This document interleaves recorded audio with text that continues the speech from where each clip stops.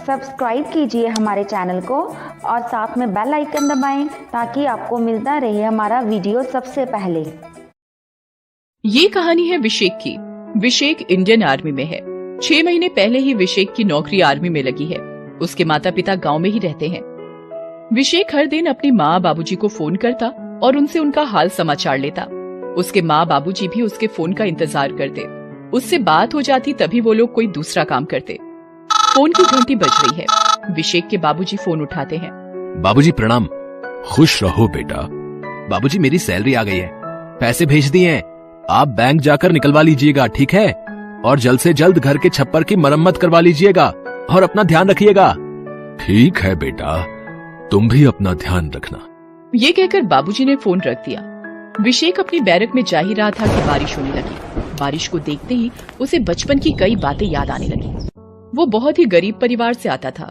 उसके माता और पिता दोनों किसी दूसरे के खेत पर काम किया करते थे। घर का गुजारा बहुत ही मुश्किल से चलता था।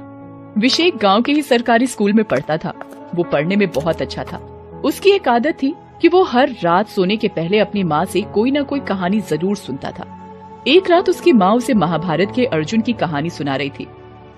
माँ, अर्जुन ने ही क्यों मछली की आंख पर निशाना लगाया, बाकियों ने क्यों नहीं? बेटा, क्योंकि उसका लक्ष्य सिर्फ एक ही था, इसलिए उसका ध्यान इधर उधर नहीं भटका। विशेक ने उस दिन अपनी माँ की बात गांठ बांध कर रख ली और उसने बचपन में ही तय कर लिया कि उसे भविष्य में क्या करना है।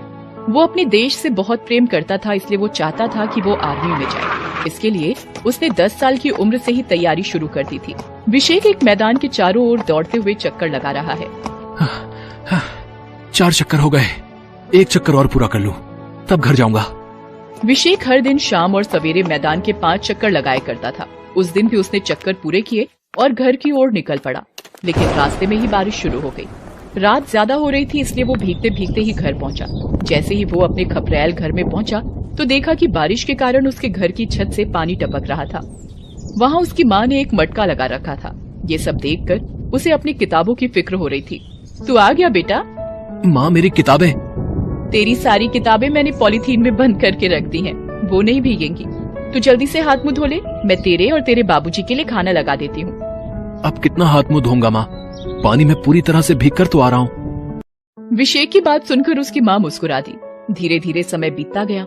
विशेक की पढ़ाई और आर्मी में जाने की तैयारी साथ साथ चलती रही और पढ़ाई खत्म होते ही उसने जो लक्ष्य तय कर रखा था उसे जल्दी ही हासिल हो गया। उसे आज भी वो दिन याद है जब... अरे डाकिया बाबू, अब चिट्ठी में क्या लिखा है जो इतनी देर से पढ़े जा रहे हो? वो तो बाद में बताऊंगा, पहले मुंह तो मीठा करवाओ। डाकिया बाबू, सच कहूं तो घर में कुछ भी मीठा नहीं है। किसी और दिन आप खा लीजिएगा। पहले बताइए तो इस सरकारी चिट्ठी में क्या लिखा है? अरे चाचा, विवेक की नौकरी लग गई है, नौकरी। हाँ, इंडियन आर्मी में। डाकिया ये बात बता ही रहा था कि विशेक भी वहाँ आ गया। उसके माता और पिता ने तुरंत उसे गले लगा लिया और ये खुशखबरी दी। कुछ दिन बाद विशेक के जाने का दिन आ गया। उसे याद है कि उसकी अम्मा और बाबूजी उस दिन कितना रोए थे। बचपन से जो बच्चा हर पल सामने रहता था, वो अचानक से बहुत दूर जाने वाला था। खैर, कुछ दिनों बाद ही विशेक ने एक अच्छा सा फोन बाबूजी को लाकर दे दिया और उन्हें वीडियो कॉलिंग भी सिखा दी। उसके बाबूजी ने कभी ऐसा फोन देखा नहीं था, इसलिए उन्हें दिक्कत तो बहुत हुई, लेकिन विशेक ने उन्हें सिखा दिया। बहरहाल, एक दिन विशेक के बाबूजी और अम्मा उससे वीडियो कॉल पर बात कर रहे थे। वाह बाबूजी, अपना घर तो एकदम बदल गया। तेरी मेहनत से ही बदला है बेटा। दीवार पक्की करवा दी, छत भी पक्की हो गई। बस इस बार अपनी अम्मा के आंखों का ऑपरेशन करवा दे, वो अब ठीक से देख नहीं पाती। कल भी चावल में कितने सारे कंकड़ निकले। हाँ, सिर्फ मेरी शिकायत करो, अपनी मत बताओ। कल खुद रात को ये गुसलखाने में गिर गए थे। अरे बाबूजी, आपने बताया नहीं? कहीं चोट तो नहीं लगी? अरे नहीं, वो जरा पाँव फिसल गया। झूठ मत बोलिए आप। बेटा, डॉक्टर ने इन्हें भी आंख के ऑपरेशन के लिए कहा है। तुम भी ना उसे परेशान करती रहती हो। अरे एक बार